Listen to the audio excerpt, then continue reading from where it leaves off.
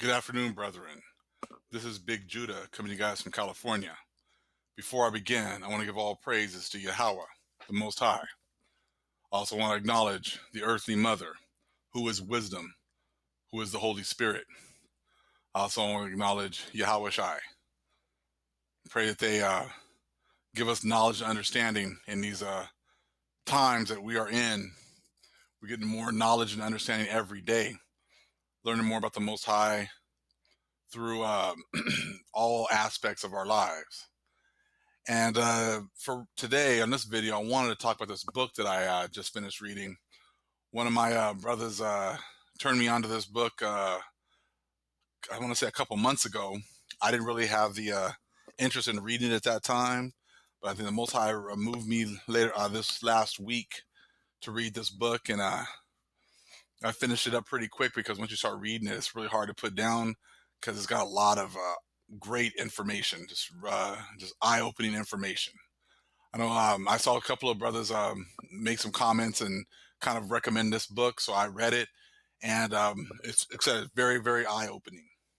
I could probably do 20, 30 videos alone off of this book, trying to make some of the points that he made and show it how it works with the biblical references and things like that from the Bible and also from other books. Today, we're going to actually just look at maybe like 2 or 3 pages out of the book, but like I said, I recommend you get the book for yourselves and read it yourselves and see how you like it and how it relates to biblical prophecy. You know, like I said before, you can find the Most High in many different things, but now it's like that Revelations 12 where the earth is helping the woman. The earth is revealing all these different things that we've been lied about. You know, that we've been lied, all these lies we've been told that we assumed were true. And now we're being shown that, absolutely nothing is what it seems to be. You know, and it's absolutely amazing. So I would definitely recommend the book. And it's just amazing how, to the extent that the other nations have gone to hide absolutely everything. I had recommended a video by GOCC, and I think maybe the first 15 to 20 minutes is actually really good because it talks about how a lot of the churches now can't ignore the Israelite awakening. So now they're trying to, get together and come together to try to combat, this awakening. And but it's not going to be successful because this is the Most High. Most High said this is what was going to happen. And just because, these other nations have, some people of color that have joined their ranks, and just because they trot them out every single time to try to, quell the awakening of the people, it's not going to work. Because the Most High said, the other nations are going to have their time, and then that time is up. That's it. Their reign is over with. And now you're witnessing the real, true awakening of His people. And there's nothing that can stop it because, like I said, it's the Most High. It has nothing to do with us. It has to do with the Most High's time clock. And we're going to kind of say, we're going to read a little bit out of here. But what I want to read first is Psalms 83.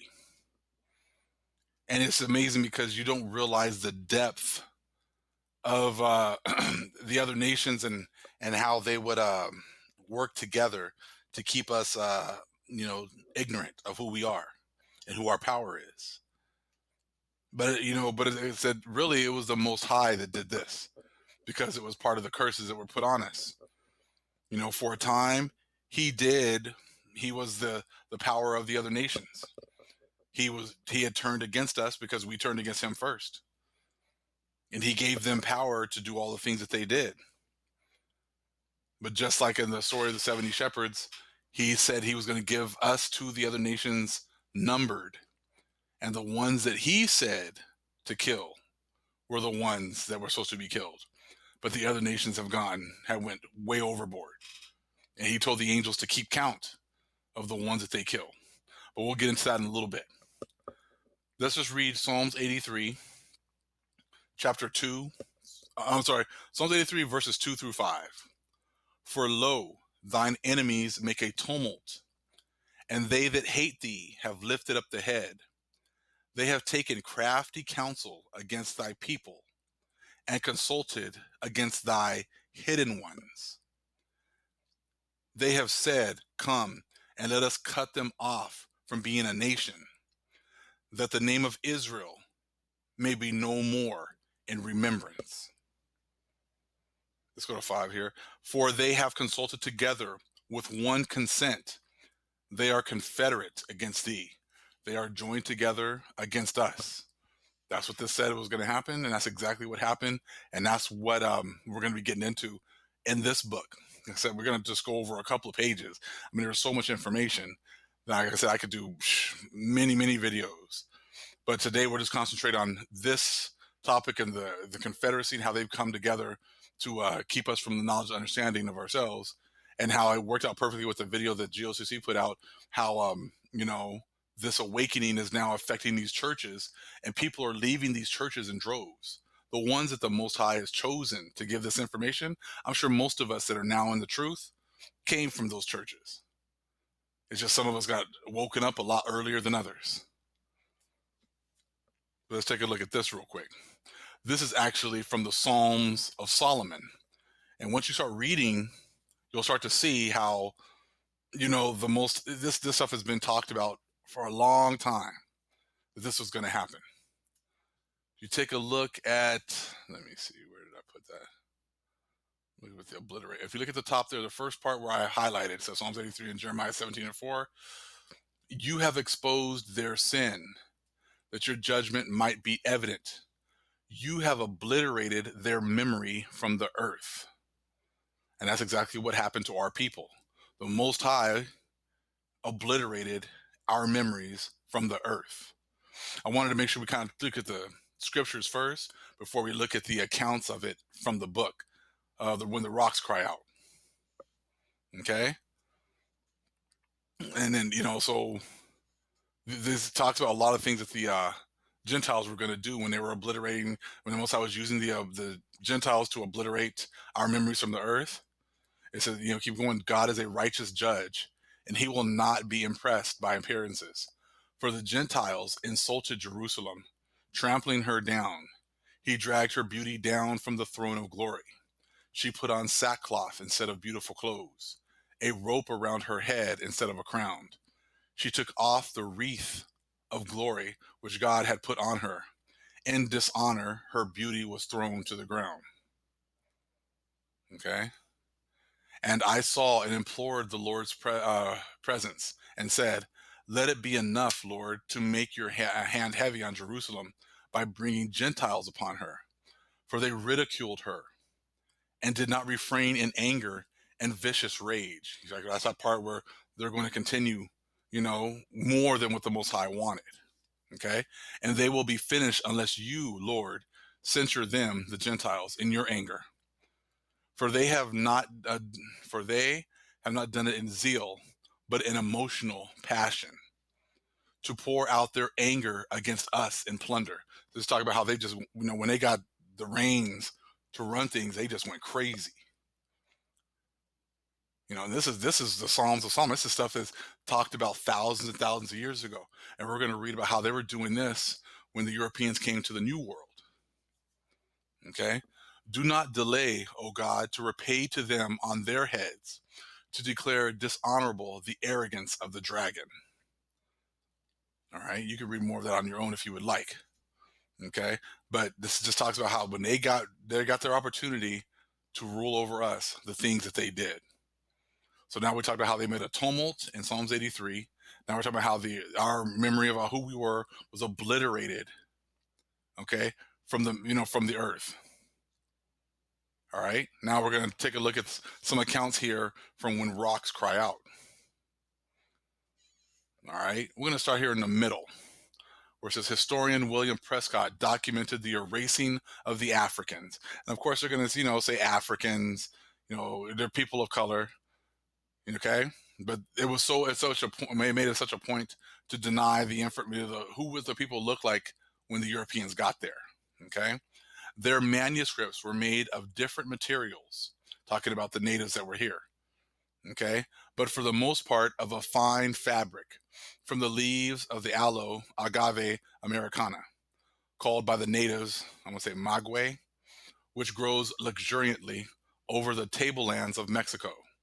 A sort of paper was made from it, resembling somewhat the Egyptian papyrus. At the time of the arrival of the Spaniards, great quantities of these manuscripts were treasured up in the country. The first Archbishop of Mexico, Don Juan de Zumarraga, collected these paintings from every quarter, especially from Texcoco, or actually Texcoco, it's like the most cultivated capital in Anahuac, and the great depository of the National Archives. So the people here had national archives. They weren't, just some savage people who ran around here almost naked and didn't know anything. Okay. He then caused them to be piled up in a mountain heap, as it is called by the Spanish writers themselves, in the marketplace of Tlatelolco, and reduced them all to ashes. So it's burning everything that they can get their hands on, burning all their national archives. Any information that they had, they were burning. The unlettered soldiers were not slow in imitating the example of their prelate. The prelate would be like the bishop or the high-ranking person in their religion. Every chart and volume which fell into their hands was wantonly destroyed. But destroying the books and paintings was not sufficient to erase the forbidden histories of the Americas. Records had also been carved, painted, and otherwise depicted on monuments, including temples that resembled hieroglyphics covered temples that ancient Egypt built in Northeast Africa. All right. Spain attacked the images on the temples in Mexico. Even the image of Moctezuma was erased from history. Prescott wrote, "They demolished in a short time all the Aztec temples, great and small, so that not a vestige of them remained." Okay. So they were just going through and just destroying all their information. And that goes back to the tumult. Okay. That goes back to obliterating the memories of these people and their history and everything. Okay. And if you read, I'm not going to be a spoiler and spoil the whole book, because there's a lot of information in here that I can't really get into, but it starts getting into a lot of biblical stuff towards the end of the book. But they're hiding a lot of the information about the Hebrews, okay, and where they were at during the biblical times, and where a lot of these cities were actually really located. Okay, that's what this book really gets into. And like I said, it gives a lot of really good, sound evidence for a lot of the claims that he makes. But I'm just giving you an example of how they would go through and they were destroying and obliterating the memory of the people that were here. And that's what it was talked about in the scriptures was going to happen. Okay. Let's see here. Let's continue. Let me see. And this is how it even goes even to today, because it talks about how this guy, the author here, Horace Butler, was trying to talk to people, trying to share his information, but they're like, well, what are your qualifications? Do you have a PhD? And if you don't have a PhD, then they're like, who are you? Well, no one's going to talk to you. So take a look here real quick here. At the top there, one morning it dawned on me that Mexico is still governed by people who arrived from Spain. Maybe Mayanists and other historians have no choice but to censor, and erase the pre-Columbian African presence. But that is not certain. What is certain is that scholars who want to work at pre-Columbian ruins in Mexico, Central America, and South America often must get permission from Hispanic administrators in those countries. If there was some agreement between those governments to hide the history of the Africans, then what could be their motive? Well, of course, that's what the Bible says. There was going to be a tumult. Everyone's going to get together to hide all this information. So there's no denying that all these countries have been working together. They've been confederate against the Hebrews. But now the Most High is awakening his people. But but let's continue. If there is no motive to deny the pre-Columbian African presence, why would a university professor deny an African presence in pre-Columbian America, then whisper in notes at the back of his published book that rulers of some of the most important Maya nations called themselves black rulers? So whispered a Mayanist. So there's a lot of truth in a lot of the books, but like they don't teach that truth. But you might be able to find it. Like Most High makes them put things in books, put things, hide things, and so to get confirmation. Most High makes them do these kinds of things. So when the truth does come out, you can find it. Okay. And this is another about the tumult.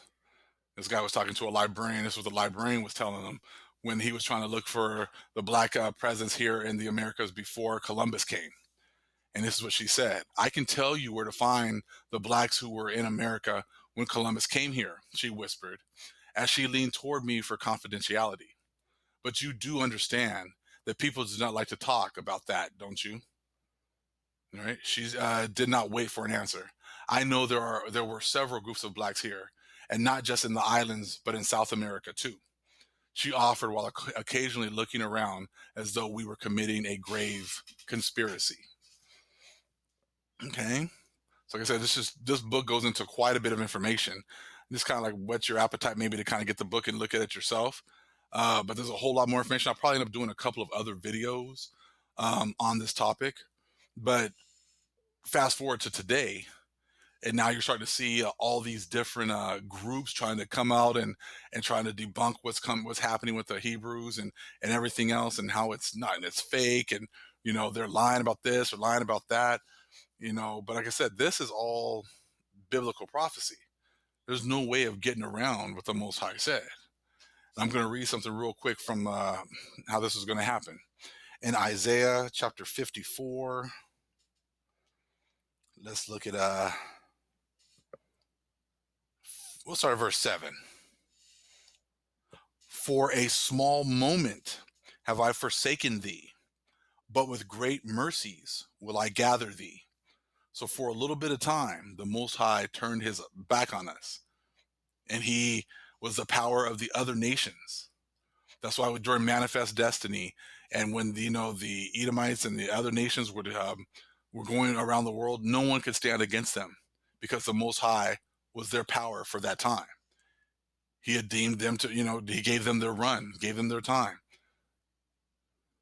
That was the Most High's blessing to Esau, the sword and the fatness of the earth for a time. All right, let's continue with Isaiah 54 and 8.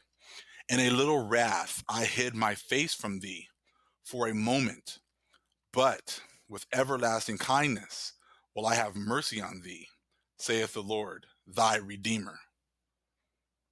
Okay? He's talking to his people here. He's not talking to everybody. He's talking to the people he made a covenant with. Okay? That's what was going on right there. And how is he going to do it?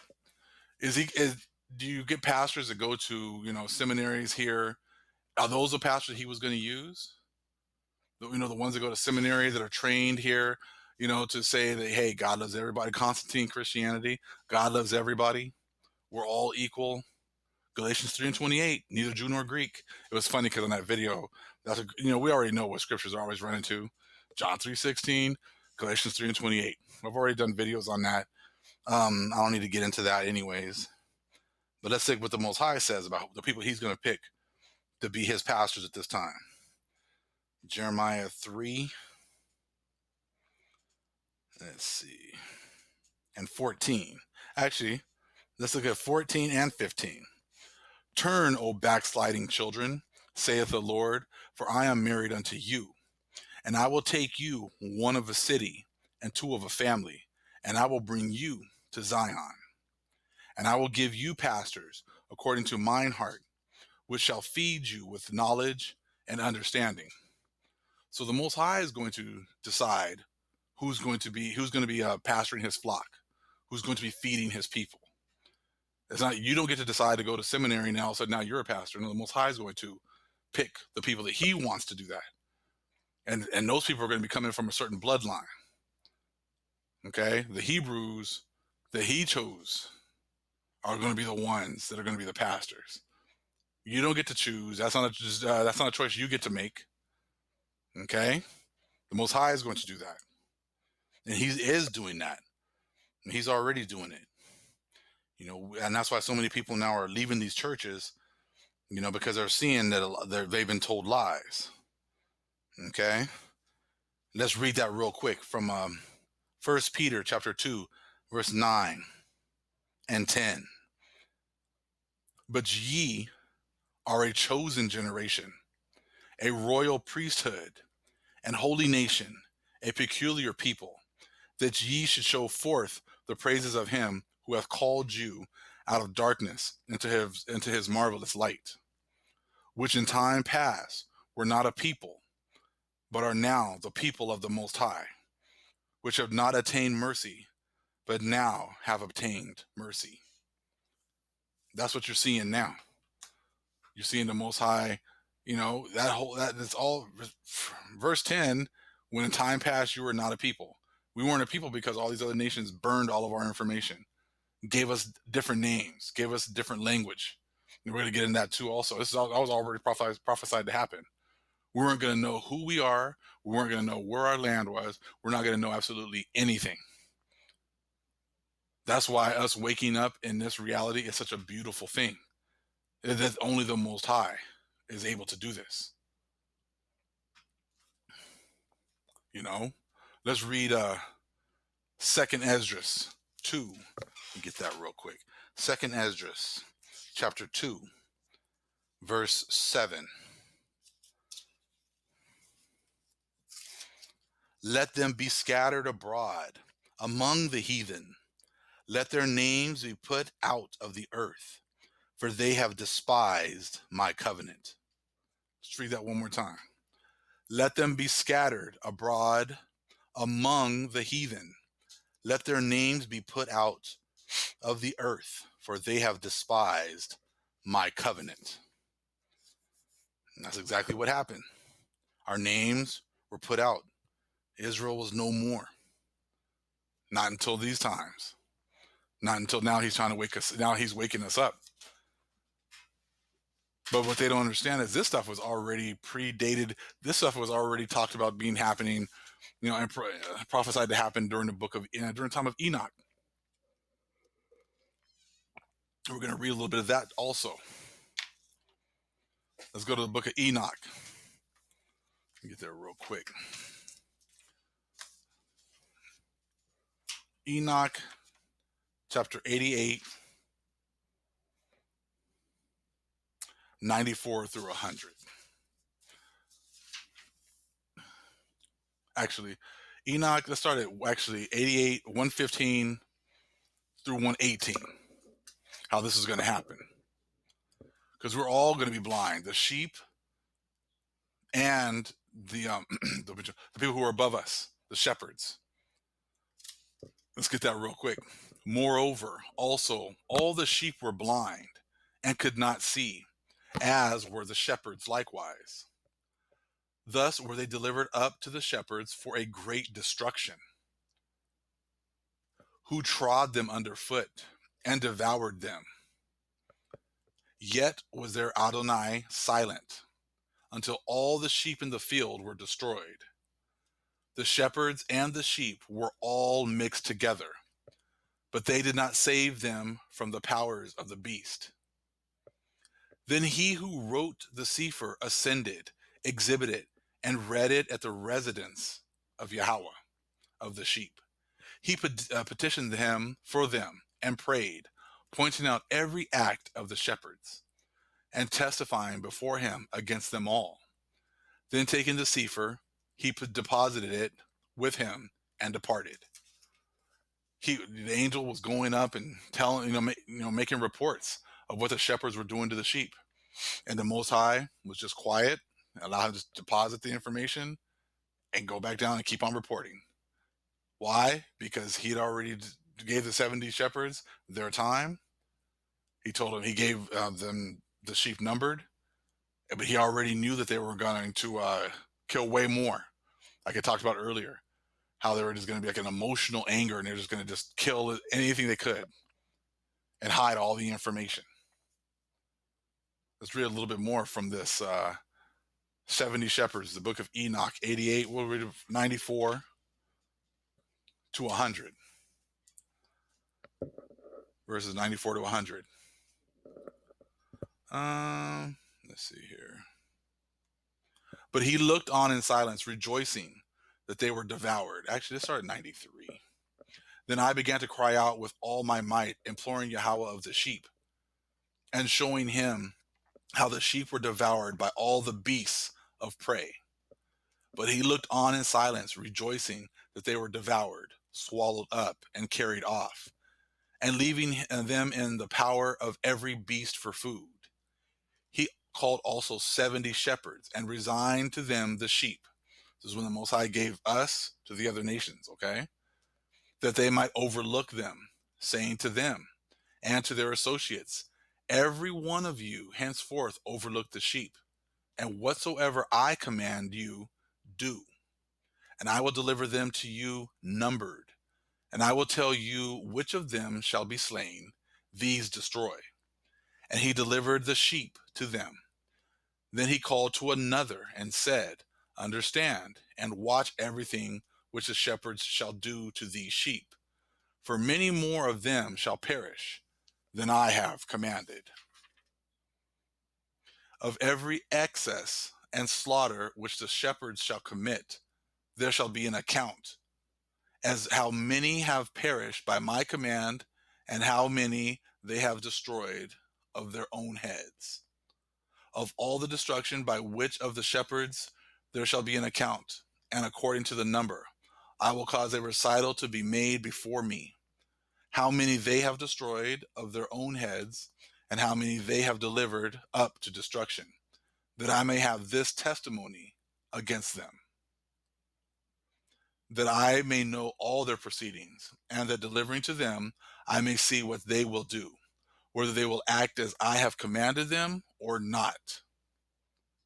However, they shall be ignorant, neither shall you make any explanation to them, neither shall you reprove them, but there shall be an account of all the destruction done by them in their respective seasons. Okay, so the Most High told him, this is what you're going to do. I'm going to give you these sheep. Don't kill any more than I said to kill. As soon as he told him that and they left, he told the other angels, come here, they're going to kill way more. Keep track. And there's going to be, you're going to have the numbers I said and you have the numbers that they did, and they're going to have to pay. He says, but don't tell them because they're not going to understand what's going on.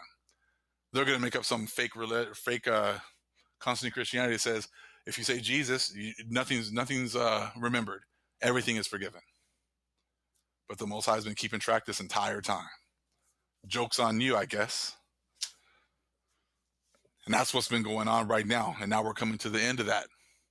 So when you start looking at these books and they're talking about all the different things that they were doing and burning records, burning information, hiding information, making it so that if you don't have a PhD, and all these people that go to have PhDs all went to the same universities, got taught all the same lies, so they're indoctrinated. They're just indoctrinated more. That's all. You've just been there longer to get indoctrinated with more and more of their information. And if you don't have one of these, pieces of paper, then all of a sudden you're not credible, according to them. But that's okay. I don't know where the Most High or Yahweh Shai got his PhD, or where the prophets got their PhDs from. Oh, they didn't have any. But they're some of the most influential people in the world. So that should let you know how important a PhD is, right? Let's take a look here real quick at what our state of our people was supposed to be at in the end. This is called the Testament of the 12 Patriarchs. And we're going to take a look here at the bottom, right before I have the yellow highlight. For this reason, actually, this is the Testament of Asher. I'm pretty sure that's what it is. For this reason, you will be scattered like Dan and Gad, my brothers. You shall not know your own lands, tribe, or language, but he will gather you in faith through his compassion and on account of Abraham, Isaac, and Jacob. So he's gonna gather us in faith through his compassion and on account of Abraham, Isaac, and Jacob, the covenant that he made with them. Okay. So this was pretty much the first little talk I'm going to have on this book. I'll probably have definitely some more because there's a lot of really good information. So I think maybe I'll give you opportunity to maybe get the book yourselves and read it. If people want to add some more information about the book, go right ahead and add it in the comment section. But it works out perfect. All this information of all the things that have been happening to us, the world, the earth is exposing. That's what you're seeing now. The exposing of the lies and the deceit. And now we're also getting our knowledge, understanding back. The Most High has chosen his pastor, people who are pastor, his people. The other pastors that are fighting and trying to keep their congregation, to keep their money flow coming, said those people have nothing to do with the Most High. And that's what I think a lot of people don't understand. Like, these churches have nothing to do with the Most High, have nothing to do with his people. So he's waking up the pastors of his flock to give out knowledge, understanding to his people. And that's what we're trying to do. All praises to the Most High. Thank you for waking me up. Thank you for waking up our people. Thank you for bringing us back home to the knowledge and understanding of who we are. And thank you for having mercy on myself and the rest of our Hebrew family. All praises to the Most High again. Again, I want to acknowledge the earthly mother, who is wisdom, who is the Holy Spirit. And I also want to acknowledge Yahushai. There are a lot of crazy things going on. There's over in the Middle East right now. They're getting ready to, they're already fighting over there with Idlib, and there's a lot of things going on right now. So I think a lot of you brothers need to be aware of what's going on, times that we're coming into. Mars still being visible every single day or evening right now. We're moving into the time of war. Be diligent, brethren. Shalom.